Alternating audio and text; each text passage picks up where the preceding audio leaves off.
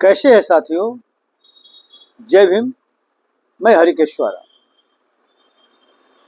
अभी 2 दिन पहले एक न्यूज आया कि बिहार सरकार ने SC ST EBC OBC का जो रिजर्वेशन 5% 50% जो था पहले, उसको बढ़ाकर 65% कर दिया। और उस 65% आरक्षण को, जो बढ़े हुए आरक्षण था, उसको हाई कोर्ट ने मान्यता देने से इनकार कर दिया और उसे रद्द कर दिया। तब इसमें सवाल ये है कि आखिर उसका आधार क्या है। 65% जो आरक्षण दिया गया, अब 65 और 10% EWS आरक्षण, मतलब 75% आरक्षण। लेकिन 10% जो EWS का जो आरक्षण है, उसको रद्द नहीं किया गया। वो भी 50% क्राइटेरिया जो है, लोग मान्यता देता है कि 50% से अधिक आरक्षण नहीं होना चाहिए, वो भी उसको ब्रीच करता है। फिर भी उसको बरकरार रखा गया है। और SC ST EBC का जो रिजर्वेशन है, जो 50% ज़्यादा बढ़ रहा है, उसको रद्द किया गया। तो इसको आधार बनाया गया कि 1992 में 11 जून 1992 को इंदिरा साहनी मामले में, जो मंडल कमीशन का केस था, उस मामले में जो सुप्रीम कोर्ट का निर्णय आया, 9 जज बेंच का फैसला आया, वो था कि 50% से अधिक रिजर्वेशन नहीं हो सकता। और उसी को आधार बना के बिहार में पटना हाई कोर्ट ने जो 65% आरक्षण किया गया था, उसको रद्द कर दिया। मूल आधार यही बनाया कि इंदिरा साहनी मामले में 50% से अधिक आरक्षण नहीं हो सकता। उसका ऐसा डायरेक्शन है, निर्देश है, निर्णय है, जिसके आधार पर जो यहाँ किया गया, मान लें कि 65, उसको रद्द किया गया है। अब सवाल ये है, क्या सिर्फ SC ST EBC OBC के लिए 50% की सीमा है, जाति का सीमा है, कि आरक्षण की सीमा है? कि मतलब SC ST EBC OBC जो 85% है, इनको 50% तक सीमित रखना है, ये निर्णय है कि आरक्षण की सीमा को मान ले कि करने का बात है। तो अगर आरक्षण की सीमा को 50% नहीं बढ़ने देने की बात है, तो फिर EWS आरक्षण को 50% सीमा से बाहर क्यों किया गया? ये सवाल है। और फिर तमिलनाडु में मान लीजिए कैसे है 69% आरक्षण, केरला में कैसे है, कर्नाटका में कैसे है 50% से अधिक, छत्तीसगढ़ में मान लीजिए कैसे उसको सुप्रीम कोर्ट ने लागू किया। तो ये सवाल है। तो सवाल ये है कि जब SC ST EBC OBC की बात होती है, तो कोर्ट का जो भूमिका होता है, आरक्षण के विरोध में हो जाता है। और जब EWS का बात होता है, तो आरक्षण के पक्ष में उनका निर्णय हो जाता है। अब ये सोचने की, मानने की बात है। दूसरी ओर बिहार सरकार जो थी, जिन लोगों ने 65% आरक्षण सीमा बढ़ाई थी, तो उन लोगों ने इसके शेड्यूल 9 में डालने का प्रयास क्यों नहीं किया? अभी तो डबल इंजन की सरकार है। यहाँ नीतीश कुमार मुख्यमंत्री हैं, वहां मोदी जी प्रधानमंत्री हैं।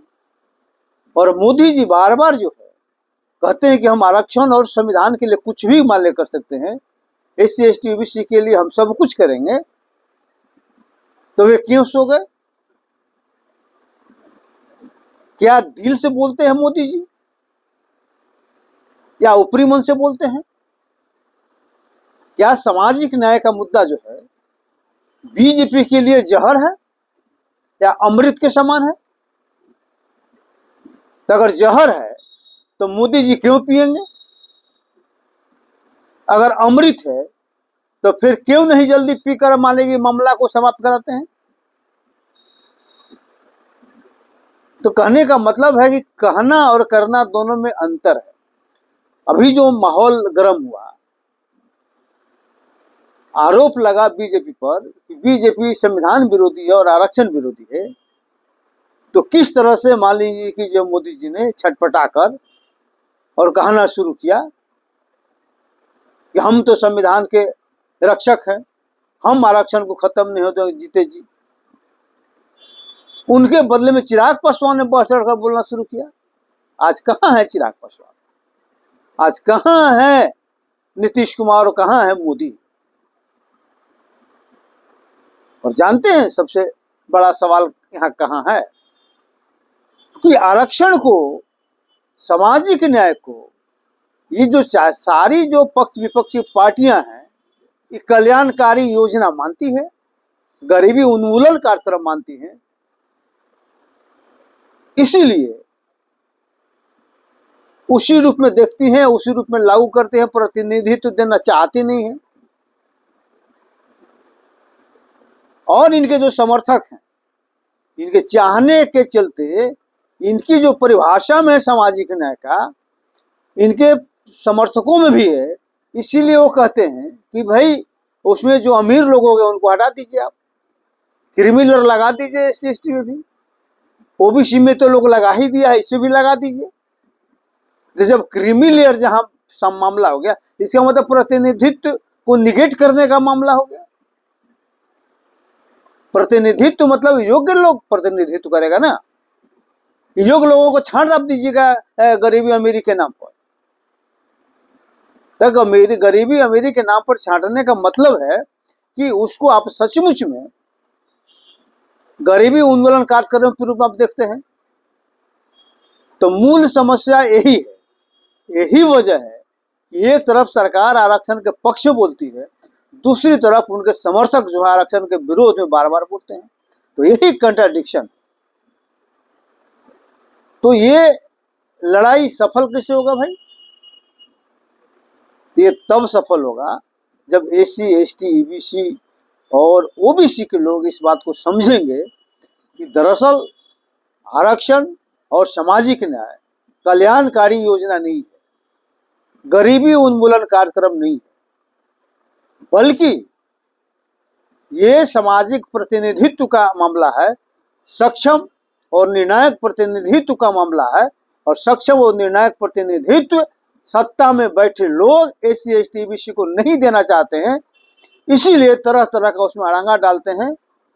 सुप्रीम कोर्ट से लेकर हाई कोर्ट से लेकर हर एक जगह अड़ंगा डाला जाता है। और इधर से जब सामाजिक मुद्दों पर जो वोट के अधिकार से इस पर उनको प्रॉब्लम होता है, तो ये काम कोर्ट के माध्यम से कराते हैं, क्योंकि कोर्ट ने अपना अलग ही नजरिया बना कर रखा है।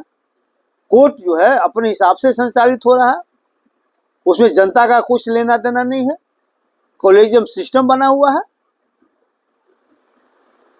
तो सारा समस्या का जड़ पक्ष विपक्ष के नेतागण है, जो सामाजिक न्याय और आरक्षण को गरीबी उन्मूलन मानते हैं,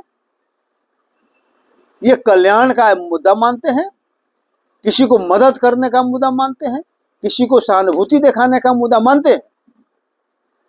जबकि संविधान में इसकी व्यवस्था निर्णायक और सक्षम प्रतिनिधित्व के लिए दिया गया है, ताकि सभी वर्गों का प्रतिनिधित्व, सक्षम और निर्णायक प्रतिनिधित्व रहे सत्ता संचालन में, कार्यपालिका में रहे, न्यायपालिका में रहे, विधायिका में रहे, ताकि संस्थागत भेदभाव और अन्याय और बेईमानी किसी वर्ग विशेष के साथ नहीं हो। और यही संविधान का उद्देश्य भी है। इसके विपरीत वर्तमान मानने की जो परिप्रेक्ष्य में चाहे पहले से जो स्थिति आ रही है, सामाजिक न्याय को उल्टा दिशा में मान लीजिए कि परिभाषित किया गया है। नतीजा हुआ है कि बार बार इस पर दिक्कत हो रहा है। तो ये दूसरे को समझने की जरूरत नहीं है, सिर्फ एससी एसटी ईबीसी ओबीसी को समझने की जरूरत है। जिस दिन ये लोग समझ जाएंगे कि आरक्षण किस पर्पज से है, इसका उद्देश्य क्या है, संविधान के किस उद्देश्य की पूर्ति के लिए दिया गया है, जिस दिन लोगों के दिमाग में ये बात समझ में आ जाएगी, उसी दिन आरक्षण पर बिना मतलब का बहस जो ये शुरू कराए हुए है मोदी जी या मान लीजिए कि विपक्ष के नेता लोग, और खाली वोट के रूप में इस्तेमाल कर रहा है, क्योंकि ये सामाजिक मुद्दा है, ये वोट का मुद्दा नहीं है, ये वोट का मुद्दा नहीं है, लेकिन लोग इसको सामाजिक मुद्दे को राजनीति के मुद्दा बनाकर पेश करते हैं, जिसके कारण अफरा तफरी समाज में मचा हुआ है और समाज में मतैक्य नहीं हो रहा है। क्योंकि जब सभी वर्गों का प्रतिनिधित्व हो जाएगा, न किसी को ज्यादा रहेगा न किसी को कम होगा, बैलेंस पोजीशन रहेगा सत्ता संचालन में, तो उस वर्ग के साथ स्वाभाविक है कि किसी के साथ बेईमानी नहीं होगा।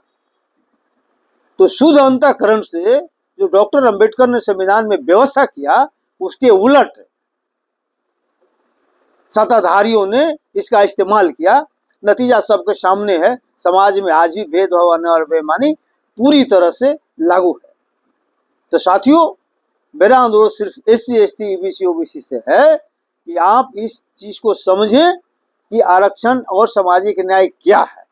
अगर जिस दिन आप समझ लेंगे तो नेताओं का खटिया खड़ा हो जाएगा और ये जो उल्टा पुल्टा समझा रहे हैं लोगों को, इनका नजरिया साफ होगा, तब जाकर सामाजिक न्याय सही मायने में लागू होगा।